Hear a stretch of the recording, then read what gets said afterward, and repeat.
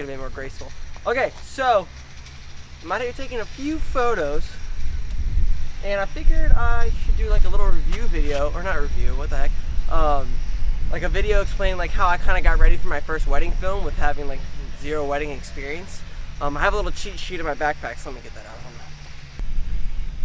God dang, dude! Alright, so, okay, some points here. First point, gaining knowledge of the wedding timeline. Okay, the reason I say that is because, like, I've obviously attended weddings, and probably a lot of you guys have too, and I feel like sometimes, like, when you're just somebody attending them, you don't really know exactly how the wedding's going, even though a lot of them are the same. Some people do different things at different times. Obviously, it's best to get with your bride on the exact wedding timeline. What I did is I just basically looked up like a rough one, like of kind of what everyone usually follows, and there's just like small like incremental things. Like ours, we had like a 1 hour, like a 30-minute golden hour, like with the sun setting, photo shoot and video shoots, like create some shots. So that was the first thing, was gaining knowledge of the wedding timeline, because like I didn't really know how they went. Like I didn't know when the bridal shower took pictures or when all that happened. I just remember it happens. So that was my first thing I did, was I sat down, Googled basic wedding timeline, wrote it all down, and then kind of just filled in the spots that were different and pertain to this wedding. So yeah, let's go find a different picture spot, and then we'll go over the next clip. You want some of this, bro? Woo! Okay, so back up, bro. So the second thing was planning out my day by time. So I literally made a timeline, like here's just like a rough, like you can see that at all if it's in focus, and basically I planned out like every single minute where I should be and what I should be shooting. And it was kind of easier for me to follow this when nobody was there, since I was like the first person there to like get like all the establishing shots and whatnot. And nobody else was there. So then I followed it for a little bit. Like I would always check in, I was checking off like as I got the shots that I needed. But it's a wedding and there's stressful days, stuff is changing. And then you kind of like slowly go in the flow with how the day is going. And I knew the shots I was getting, so in my head I figured I like was canceling those out, and then I also knew what I needed to get. So it was kind of easier for me to ditch this like towards like I got there at like 10:30 or 11, and then everybody else got there at like 2 or 3. I was super early, obviously, because I was worried. I was nervous and whatnot. Bro, if you don't back up, bro. Okay, well, basically, I followed this timeline for about 2 hours and then ditched it. I just started going on with the flow, and it was just a lot easier that way. And I knew what shots I wanted, what shots I needed to get, and that's pretty much all I did. So you could do a timeline for your first one. You'll probably follow it for a little bit. You're gonna end up ditching it. I definitely won't even do this for my next one. So, yeah, bro, I'm telling you, bro. All right, let's go on to the next spot.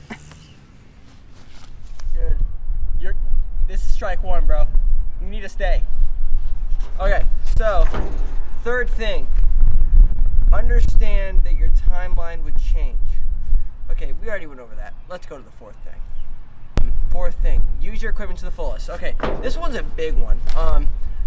As the day started to come, I like literally started to worry that I didn't have the right stuff, and I was just gonna let down, that bride and that groom, and that was like one of my biggest fears, was letting them down, just like I always let my parents down.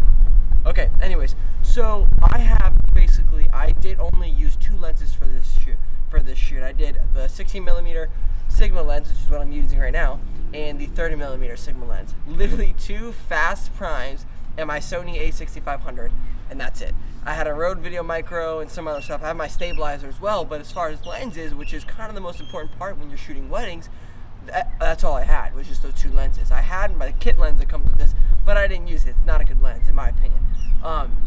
So I basically just used my lenses and my camera to the fullest. I made sure I got real close-up shots. I made sure I got some wider shots.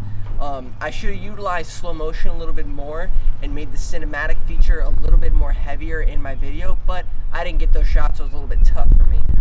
So I would just say use what you got, especially if it's your first wedding video or video production. You don't need to go out and go 3, 4, 5 grand in debt or put on your credit card with lenses and gear if A, you don't have it already, or B, you don't really need it. I'm not saying I didn't need a better lens, because I would have liked to have like a telephoto to get the ceremony a little bit better, but I didn't have it at that time. I didn't want to spend the money on it at that time, so I just used what I had. And I think that's the most important thing in this whole thing, is use what you have to produce the best content that you possibly could do. Don't think you have to go out and buy that expensive lens just because you got 1 gig that's $300. Not saying that how much I got paid, but I'm just saying in that aspect. So use the equipment you have to the fullest. Don't overreach. Once you use it to its max capacity and you need something else, or you have money from that first gig to invest, then you invest, then you get something new. Don't try to ball out and go all in at once. Usain Bolt didn't run in Nikes his first race. You know, he worked his way up to that. That's a shitty analogy. I'm sorry, let's move on to the next topic. Wait, I need my backpack and my skateboard. Alright, I'm out. Alright, so next thing. Fifth thing, never stop filming. Okay, now, this is a crucial one too. Might even be more important than the last one. Never stop filming. Literally, like, it is so horrible feeling, such a horrible feeling to have to edit a video with like 5 clips. It is so much easier and like better for you to create something that's great when you have 500 clips. So literally I just never stopped filming. You know, I had 4 batteries, I think, and I just kept charging them, even though I don't really think I needed to, just in case, obviously. But just never stop filming. Keep anything you think you should be filming, you should be filming. Like, listen, just film it. Like, it does not gonna hurt you clicking that button, like, especially if you have like 4 or 5 batteries like I did in the case. So don't ever hesitate on not capturing something because you think it may not be important. Like, I think I filmed the whole part of like the bride and groom saying goodbye to everybody, like after the dancing and whatnot, like before their send-off, like, and I didn't use a single clip of that, and that was like almost 5 or 10 minutes of clip. So like, it makes sense that, like, obviously if you're limited on disk space with your card, then yeah, maybe be a little bit more selective, but you honestly shouldn't be limited on disk space. Ignore my last thing as far as like equipment. If you needed an SD card, go get you an SD card. You can get a good one, like 128 gig for like $65, and that will be plenty for a whole wedding. I don't even think I used my whole 28. I think I used like 70 gigs or something. But definitely never stop filming, and never think that there's not a moment you shouldn't capture. So let's go to the next one.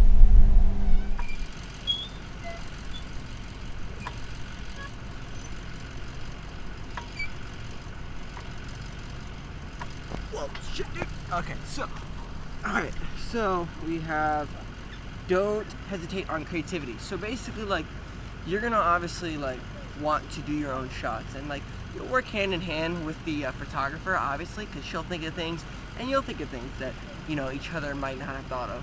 But I think it's crucial to also like not just play off of her or him, the photographer in the case. Think of your own ideas, like, especially when you're getting those establishing shots earlier in the day. Like, that's where I thought of my ideas. When I was creating those establishing shots, I would think of, okay, this would be a perfect spot to have her and him to do this or do that. Present those to the bride during the day.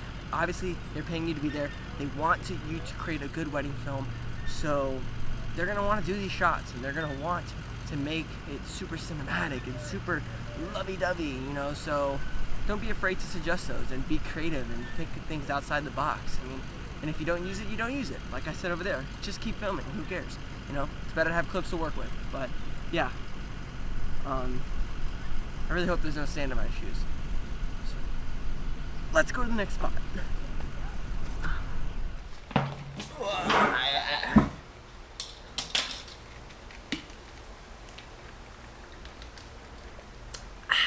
Alright, decided to move inside. Didn't want to mess with the audio levels. It was windy out there.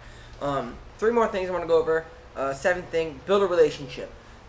This is a big one. You want to build a relationship with your bride and groom because it'll just make your day go a lot easier. And also with your photographer, because you guys are working together. She wants to create something that is very good so she can get future gigs, and you also want to create something that's very good. So work with each other. You know, it's really good to build that relationship. But with the bride and groom, it's important to build a relationship with them because you want to be able to not feel weird or awkward when you're trying to get certain shots. It's so much easier to be like, hey, so-and-so, come over here, put your arm around her, and then when I'm in front of you, I want you to kiss her. The shot will look perfect. And compared to, hey, if you don't mind, like, would you come over here? Like, I know it's inconvenient. Like, just awkward. It's not fun. So definitely build a relationship. Meet up with them beforehand. Really get an idea of what they want in their video, and that will just make your job so much easier. Second to last thing is prepare with articles and videos. This is a crucial one. So 2 weeks leading up to, they're all crucial. 2 weeks leading up to my wedding video, I was reading articles on what gear I needed for film production or wedding films, what was at least needed, and also just like certain angles and certain shots to get that were crucial and where you should be during the kiss and stuff like that. All articles I was reading. And a lot of videos too. There's a lot of content creators on YouTube making videos on how to film weddings. Research them. There's the Wedding Film School. There's Matt Johnson, Parker Wallback. Like, he's really good. Like, I've watched all of Matt Johnson's videos. Amazing cinematographer for weddings. But yeah, do those two things, and you'll definitely be good to go as far as preparing what shots you need. And you'll see different things on that day as well, because each venue is different. The last thing is full dad mode. Just have fun, son. Have fun. Really, just enjoy it. You're getting paid to make a video. I mean, that's awesome. Like, take advantage of the day, enjoy it, enjoy doing something where you're on your feet, holding your camera, because it's most likely a passion for you. I hope I can make it a full-time thing one day, and maybe you're trying to do that too, but just enjoy the day, and doing these 8 things, and you should be good to go for your first wedding film. Next video will probably be a review on the 16mm Sigma. I've been working with that one a lot recently, so look out for that. I appreciate you watching, so thanks, dude. Cringeworthy. Okay, thanks. Appreciate it for watching. See you guys in the next one.